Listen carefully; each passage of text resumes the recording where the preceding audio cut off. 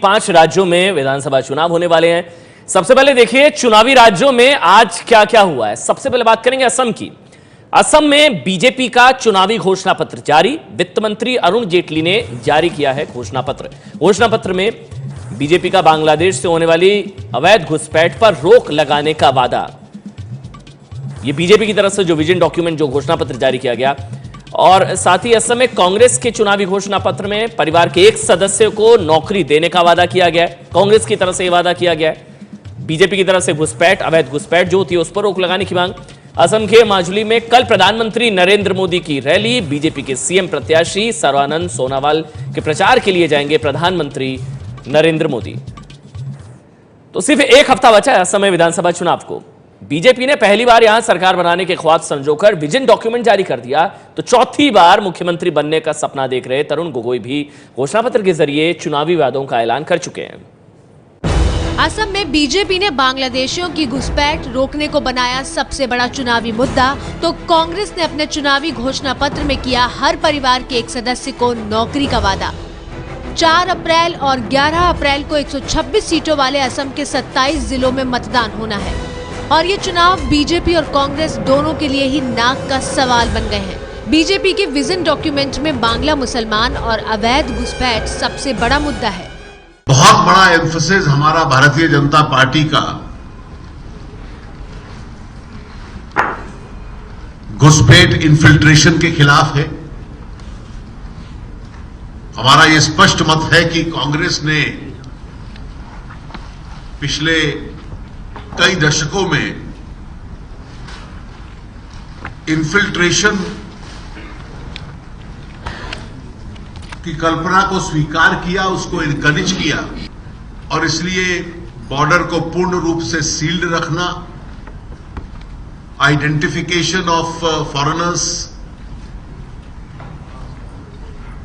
उसकी एक मजबूत व्यवस्था बनाना, इसके ऊपर चैप्टर है। हजारों की संख्या में, लाखों की संख्या में बांग्लादेश से जो घुसपैठिए आते हैं, वो घुसपैठिए आसाम के युवाओं की रोजगारी की छीनने का काम करते हैं। मित्रों, मैं कहना चाहता हूं कि एक बार केंद्र में भारतीय जनता पार्टी की सरकार है। आसाम की जनता आशीर्वाद दे दे, यहां पर भारतीय जनता पार्टी के नेतृत्व में एनडीए की सरकार बने, घुसपैठ 100% रोकने का काम भारतीय जनता पार्टी की सरकार करेगी। आज बॉर्डर का जिम्मेदारी किसका है?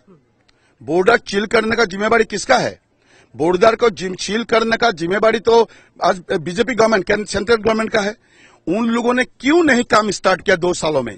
सिर्फ उसको मुद्दा बना के, पॉलिटिकल मुद्दा बना के, उन लोग पॉलिटिकल मुद्दा बना के उसको जिंदा रखना चाहते हैं। उससे कोई दूसरा नहीं। चुनाव का टाइम में बांग्लादेशी याद आता है, चुनाव का बाद में वो लोग बांग्लादेशी भूल जाता है।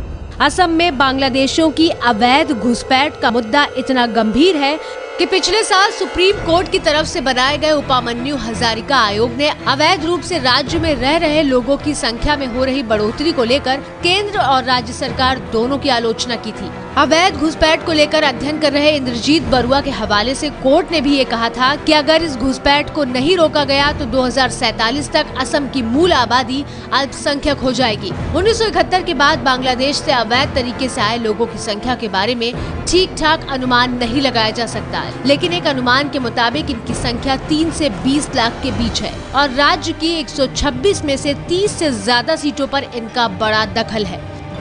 लिहाजा बीजेपी इस मुद्दे को पकड़कर चुनावी नैया पार करने की कोशिश कर रही है। वहीं दूसरी तरफ असम के लगातार 3 बार से मुख्यमंत्री तरुण गोगोई ने कहा कि अगर चौथी बार वो सत्ता में आए तो असम के हर परिवार के एक सदस्य को नौकरी दी जाएगी। यही नहीं, कांग्रेस ने दावा किया कि अगले 5 साल में राज्य में 10 लाख नौकरियां पैदा की जाएंगी।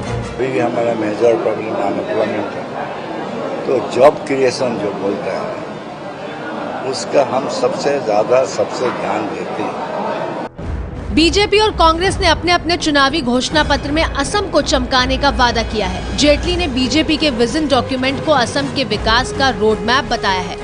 जिसमें असम में अवैध घुसपैठियों पर रोक का मुद्दा अहम है तो हाईवे, ग्रामीण सड़कों का दायरा बढ़ाने के लिए इंफ्रास्ट्रक्चर मजबूत करना, रेलवे का विस्तार, शिक्षण संस्थाओं का बड़ा नेटवर्क बनाना, रोजगार के अवसर मुहैया कराना, सबको घर मिले, बराक घाटी का विकास, चाय बागान मजदूरों के स्वास्थ्य, शिक्षा, घर से जुड़े मुद्दों को सुलझाने पर भी जोर दिया गया है। वहीं कांग्रेस की बात करें तो कांग्रेस ने चुनावी घोषणा पत्र में स्कूलों में खाली पड़े पदों को भरने और 2 लाख और ऐसी नौकरियां 5 साल में लोगों को देने का ऐलान किया है। चाय बागान मजदूरों के लिए 2000 करोड़ रुपए के स्पेशल पैकेज का ऐलान भी कांग्रेस के चुनावी घोषणा पत्र में किया गया है। माजुली आइलैंड के लिए 500 करोड़ का पैकेज दिए जाने का वादा भी कांग्रेस ने किया है।